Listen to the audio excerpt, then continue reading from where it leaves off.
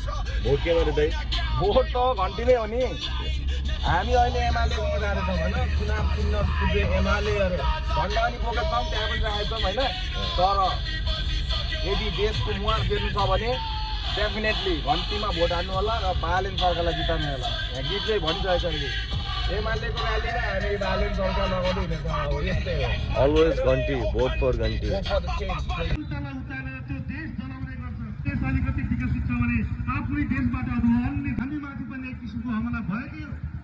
र त्यो हमलालाई हामीले अझै पनि राम्रोसँग बुझ्ने गरेको यो गलत कामको विरुद्ध आएको हो भन्ने चाहिँ यो हमलाको जगमा अब नेपालमा एउटा नयाँ सत्ता निर्माण